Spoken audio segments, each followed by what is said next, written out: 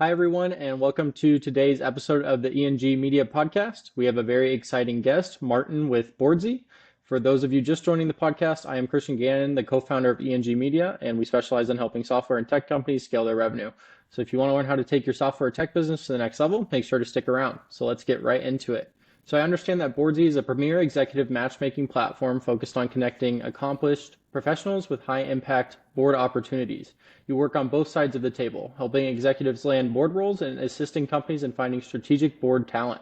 Can you share a little bit more about your business and the role you play within it? Yeah, absolutely. Obviously, CEO role, so I see a lot, do a lot, and wear many hats. I do have a great set of partners, so that comes in handy. But yeah, we started originally as exactly what you said. Basically a corporate matchmaker helping companies match and link up with executives that can help their company grow. And that was the beginning. And we ended up growing over 7 years. And now we offer an entire board suite, which really takes an executive and puts them on a journey of starting from, maybe they've never served on a board. So we basically have an education series, a bunch of courses. We have a new one that's coming in about a week, which will make it the fifth course, I think. Um, Basically, they're preparation courses of what it takes to be on a board. And in addition to that, we also realized over time why some executives were picked for the interviews versus others that didn't get picked, even though when you look at their resume, their CV, it all matches up very even. But what we found was the ones that were getting picked were the ones that have maybe co-authored or authored a book, or maybe just simply wrote a few articles in that industry, or have been on a podcast like this one right here, right? They went on and established themselves. So when the company did their research, they Googled their name, they found a lot more information about those people. And actually doing a podcast is great because you really get to know somebody. You get to see their reaction to interviews and answers, and how authentic they are, and it really gives you a perspective of who you're about to interview. So articles are the same, right? I mean, but whatever you write lasts forever. So we actually, within the board suite, not only introduce education, but we have a whole executive branding program that we are helping executives with getting published, writing their biographies and publishing them. And we do it through our other website called Leadify, which is strategic thought leadership website. So media company, I guess you can say. That's awesome. And thank you for sharing. That's super interesting to hear, especially that the difference between a candidate being qualified or unqualified is an article or a podcast or Yeah. even like a short book, right? Like that's something a big shift I think in the market from what maybe it previously was. And kind of leading into my next question, what are some of the current trends that you're seeing in the market right now within your industry specifically?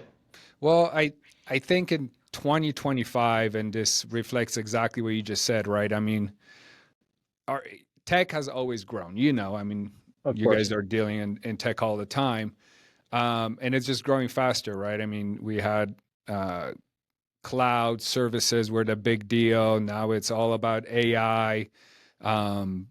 People using AI now even more to search stuff versus search engines. I mean, Google itself gives you AI suggestions when you even do a simple search. So you can see where technology is going, but with that comes the fact that it's easier to find things on people, to research people. You don't have to run a whole background check. Highly recommended if you really are diving in that deep. But through wave one, most companies are going to Google search and try to figure out who they're about to interview and why should they interview them. So we have a lot of tools. I mean, another tool that I didn't mention is we provide the companies, we created what's called an executive impact report. So it's not just Okay. your profile, but we actually curate an impact report showing the company what exactly each executive's, what kind of an impact they can make as a board member or advisor, and why they should interview them. So that's additional, again, piece that we've put together. And but again, the biggest thing is no matter what we provide to the company, they're still going to go out and do their own research. They're still on their own time frame. And that's the biggest piece, is being patient as an executive. Once you apply, it's not up to Boardsi to say, yes, this is the executive you want, and you better schedule an interview tomorrow. It's, they might be a month out, they might be 3 months out, they might want to wait and see 100 executives before they make a choice on the 10 that they want to interview. So it's not up to us, it's up to the company, obviously, that hired us. And patience is going to pay off. And you should always be doing executive branding and educating yourself and getting your, Boardsi certificates on completion of each course, and becoming the board leader that you want to be, an effective one. Of course, and that makes a lot of sense. And I apologize. Earlier, I think I said Boardsi, so it's Board's Eye, I just to eat clarify. potato. It's still Boardsi. Fair Boardsi. enough, fair enough. And kind of to follow up on that question, in this landscape where AI and tech and all these different working parts are kind of being a big part in your market, what is making maybe that easier to operate in? Like, are you using AI or using any of those tools? Or maybe it's Yeah. tougher, like it's really hard to find like agentic tools to use and differentiate, but like outside of the noise, I guess. No, we've been using AI for a while. Obviously, ChatGPT kind of changed the game, but we've been using our own AI for quite some time. Most recently, we're adding a lot more AI tools. So it does definitely, I would say, help. I don't think it hinders. We look at technology and innovation as how can I put it? As a way to help, and instead of, oh, it's going to replace, like some people are even thinking, oh, you don't need an advisor anymore. AI can tell you everything. Yeah, but it still doesn't have the human touch. So Right. we like to call ourselves a hybrid AI, because we do use AI tools to help us sort through thousands of executives to find, the hundred or that 1,000, whatever the number is, that fit better, just because AI can go through data a hell of a lot quicker than anything else out there, or a human.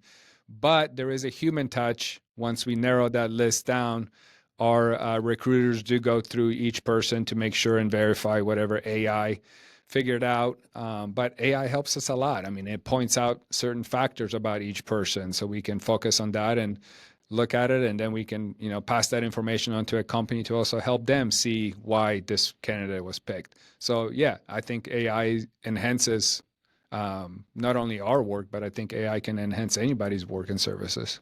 Of course. And I think you made a good point. Like it should be hybrid. And I think that's how a lot of companies are viewing it right now, in the Yeah, sense of you use AI to help you with a lot of the tasks that may be really time consuming, right? But the tasks that you need to be personal and have that connection with someone, it's really important to make sure that those stay within a personal role, right? 100%. It's kind of like a pilot flying a plane, right? Like it's already on autopilot, it's going to take the wheel, but if something happens or if you need to intervene when you know you'll have to intervene, like to land the plane or to take off, right? That's when that human touch really comes into play, right? Yep, 100%. And in your opinion, what does the current kind of competitive landscape look like for you guys right now, and how are you differentiating from other board companies?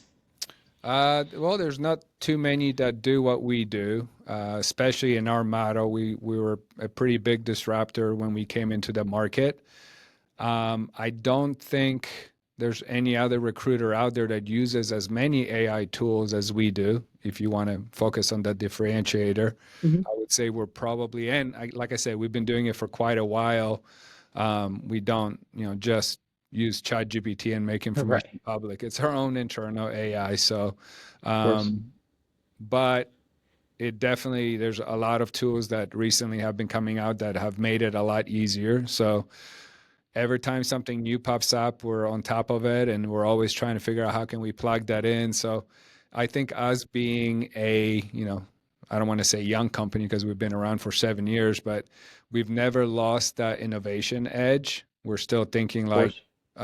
your true founders, like we started yesterday. So we're always looking for ways to enhance. I mean, there's a bunch of new stuff coming very soon for our members, and hopefully they'll appreciate what we're about to release. And yeah, it's all about improving and making things better, and helping them, if they don't land a board position, at least helping them with branding. I mean, we've had such great stories where somebody didn't get a board position, but they enhanced their career. They've grown in their career, maybe moved jobs either internally within the company and they got a promotion, or they actually went to a different company, a competitor, and within that got also a promotion. So we've seen and heard all of that, but it is, finding a board seat is a journey. It's not a 30 day.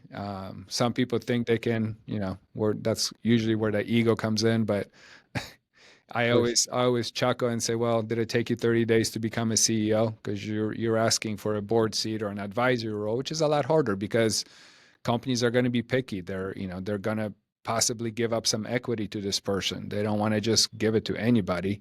They're going to definitely be picky on who they interview and who they're going to end up going with. So, yeah, That it's a makes big a lot of decision. sense.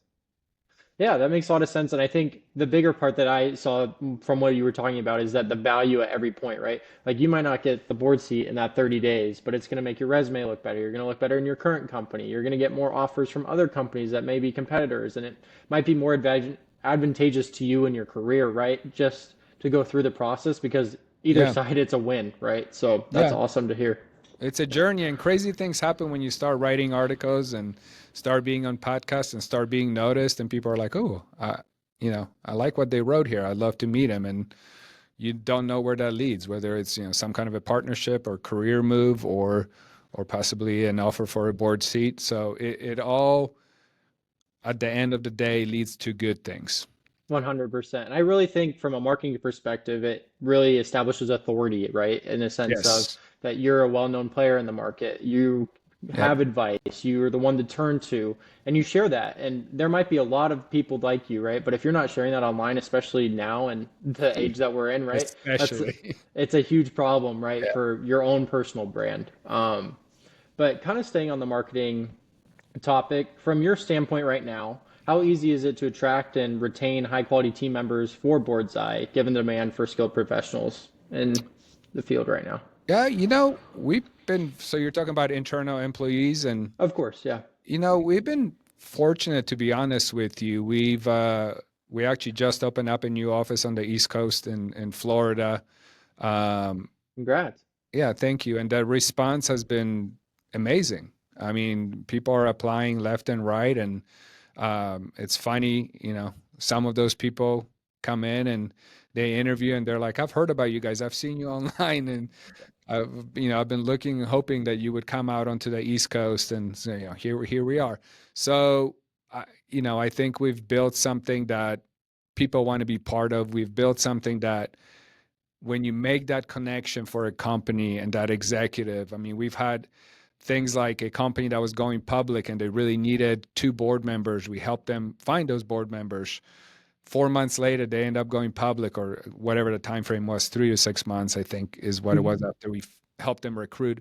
They end up going public, and it's like, and we see that because it becomes obviously public information, and we see the PR being released, and we see the names of the people we recruited, and it's like we had a little touch on that. It's kind of cool, Right. So that's exciting, And then on the flip side is you're talking to an executive that you quite possibly will help to find a board seat, and that's exciting. So a lot of people that we end up finding on every side of the team, whether it's the executives that are bringing account executives that are helping executives and they're bringing them on and adding them to our network, or customer service, or our recruiters that are working with the companies helping them find the people to interview. Mhm. Everybody within Boardsi is pretty excited, and if they don't get it, if they don't get excited, then within a couple months, usually it doesn't work out, and they go jump to another job, which is what they've been doing for the last few years. But we've been very fortunate. I mean, we have people, I would probably say at least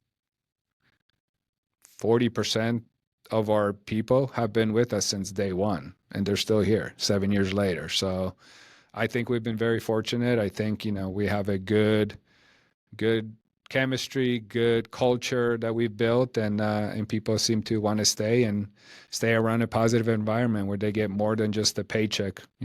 Of course. And kind of following up to that, I think a lot of viewers are also maybe in different fields, but are CEOs or leading companies right now. How do you build that kind of culture where people want to stay for that long?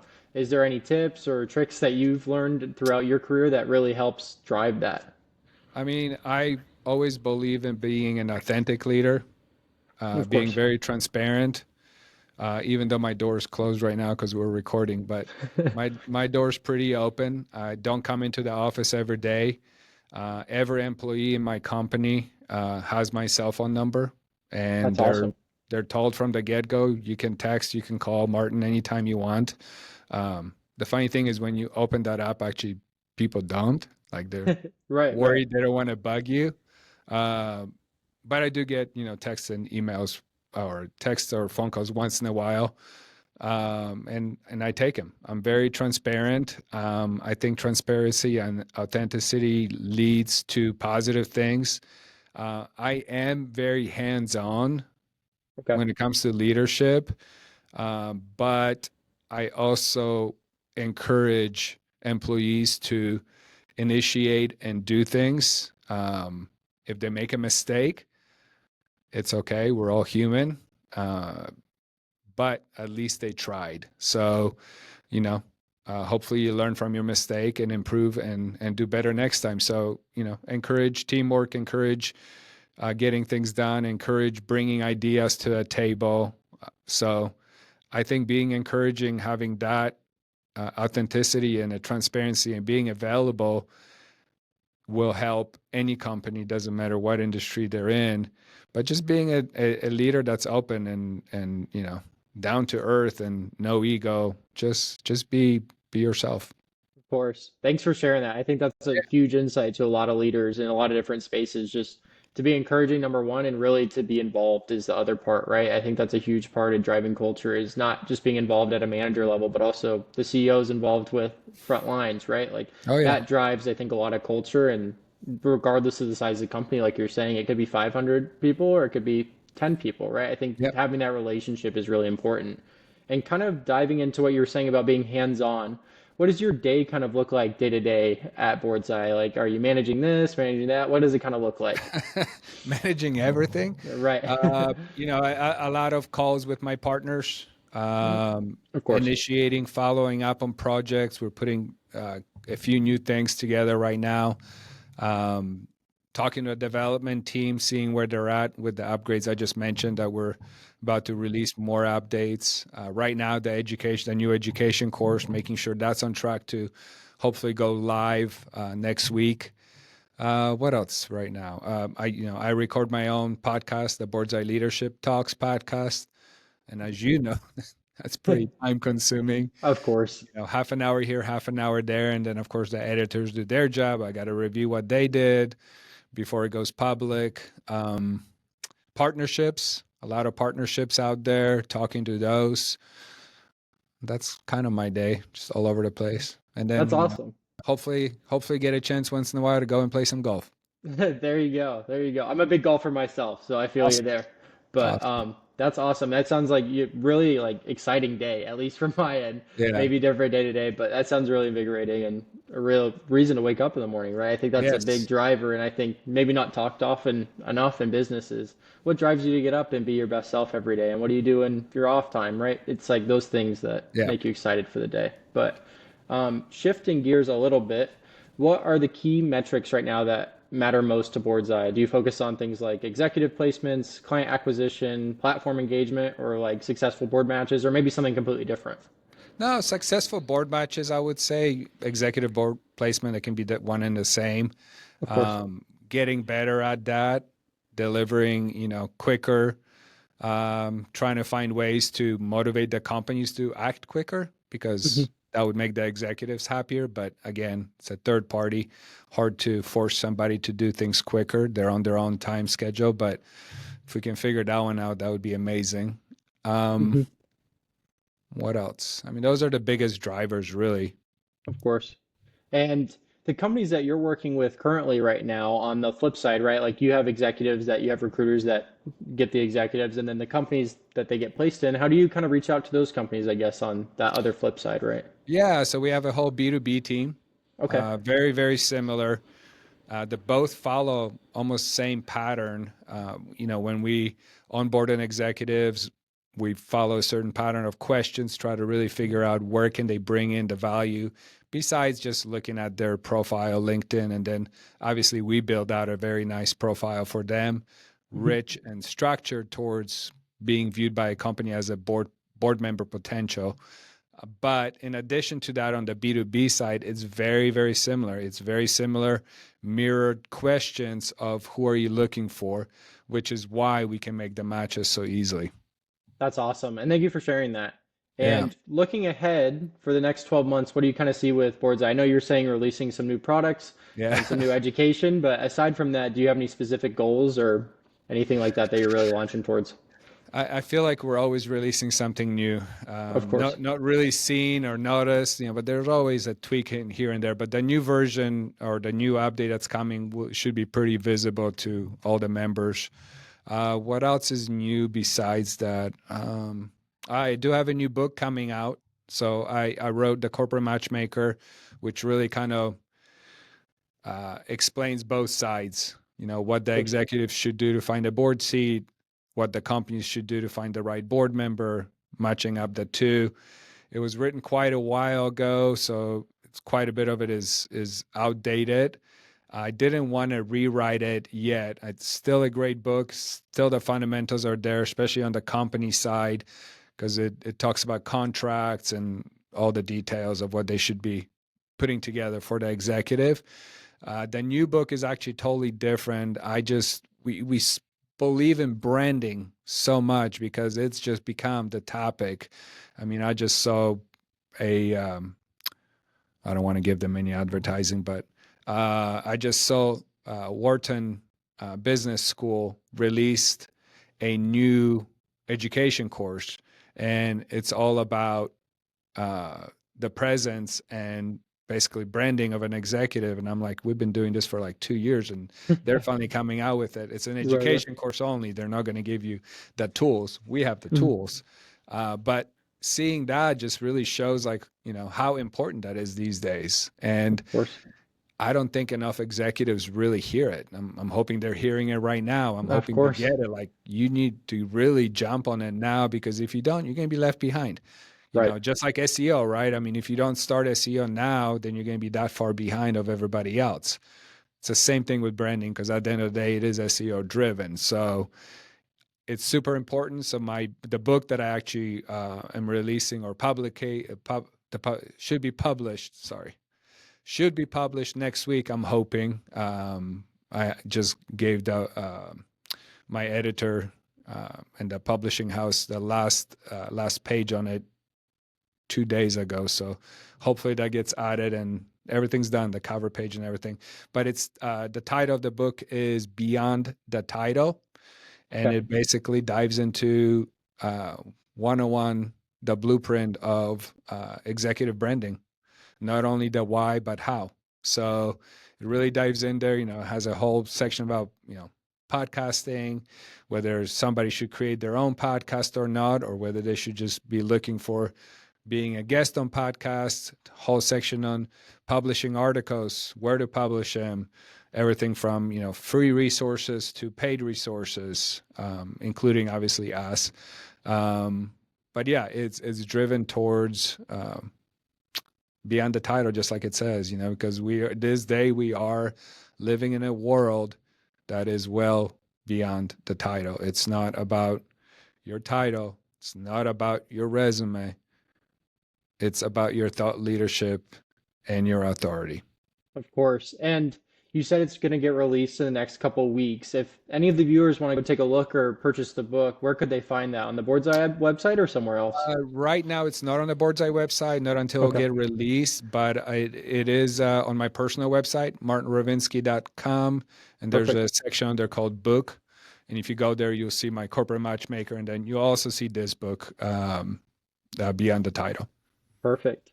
And we're kind of going into our last question. Hypothetically, if you had a magic wand and could solve just one problem with your business, what would it be? Ooh. Uh,